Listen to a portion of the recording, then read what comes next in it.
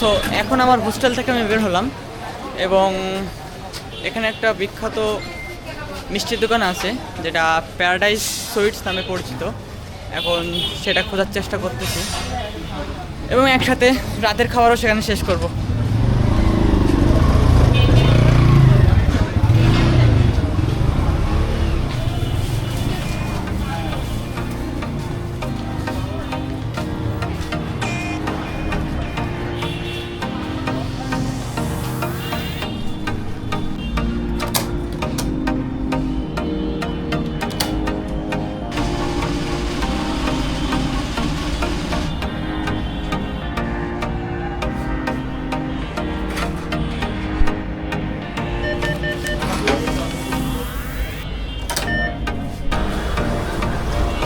তো এখন ডিনার করতে আসলাম, খাওয়া দাওয়ার পরে যাবো প্যারাডাইস সুইটসে সেই বিশেষ মিষ্টি খাওয়ার জন্য।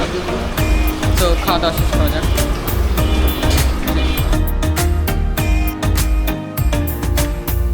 তো রাতের খাওয়া দাওয়া শেষ, এখন এখানকার প্যারাডাইস সুইটসে যাব এখানকার যে বিখ্যাত মিষ্টিগুলো খাওয়ার জন্য। অলরেডি চলে আসলাম এই প্যারাডাইস সুইটস। ভিতরে বসে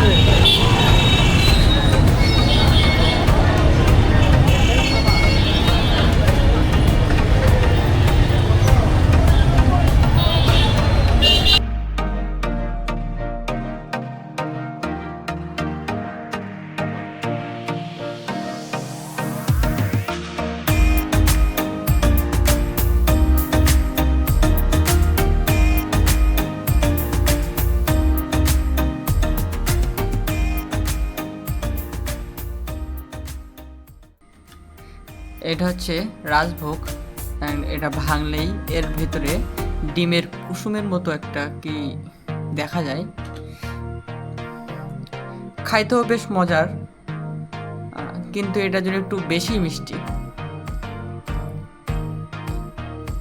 আমি মিষ্টি খুব একটা বেশি পছন্দ করি না, তারপরেও অনেক সুন্দর ছিল।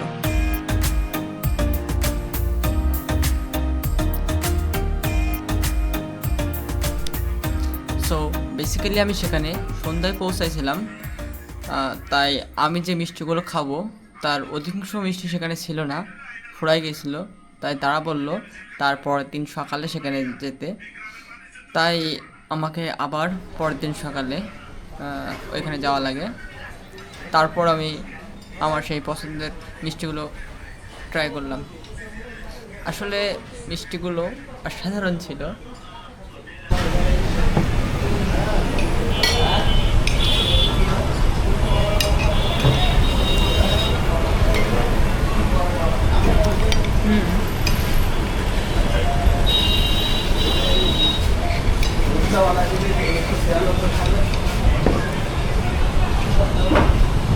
এটা হচ্ছে হাড়িমা। এখন আমি এই জেলার ইতিহাস সম্পর্কে কিছু বলি। ব্রিটিশ আমলে নীল গাছের জন্য এই জেলার বেশ কদর ছিল। এই নীল মূলত বিভিন্ন কাপড় বা বিভিন্ন কালি হিসেবে ব্যবহার করা হতো। সে সময় ইউরোপে এর চাহিদা অনেক ছিল, তাই ব্রিটিশরা কৃষকদের উপর জোর করে নীল চাষ করাতো এবং ইংরেজরা প্রায় 60 বছর কৃষকদের উপর জোর করে এই নীল চাষ করাইছে। তারপর কৃষকরা সব একত্রিত হয়ে 1859 সালে নীল বিদ্রোহ নামে একটি আন্দোলন ডাক দেয়, আর এই আন্দোলনেই কৃষকরা জিতে যায় এবং এটাই ছিল ইতিহাসের প্রথম কৃষকদের পক্ষে রায়। তারপর 1860-তে কৃষকদের জন্য একটি আইন পাশ করা হয় এবং এই আইনে নীল চাষ সম্পূর্ণ একটি ঐচ্ছিক চাষ হিসেবে গণ্য করা হয়। মানে যে কৃষকের ইচ্ছা নীল চাষ করবে, যে কৃষকের ইচ্ছা নীল চাষ করবে না। তারপর আস্তে আস্তে নীল চাষ প্রায় বন্ধ হয়ে যায়। শহরের ভেতরেই এরকম পুরাতন একটা সুন্দর আর্কিটেকচার দেখতে পেলাম, যেটা দেখতে বেশ সুন্দর।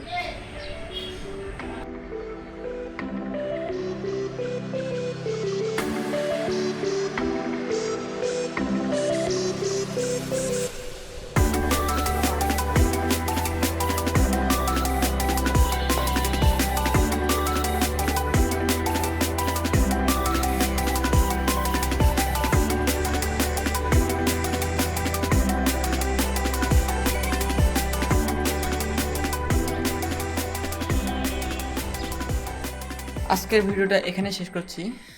যদি ভিডিওটি ভালো লেগে থাকে তাহলে লাইক করতে পারেন, আর যদি এরকম আরও ভিডিও পেতে চান তাহলে সাবস্ক্রাইব অথবা ফলো করতে পারেন।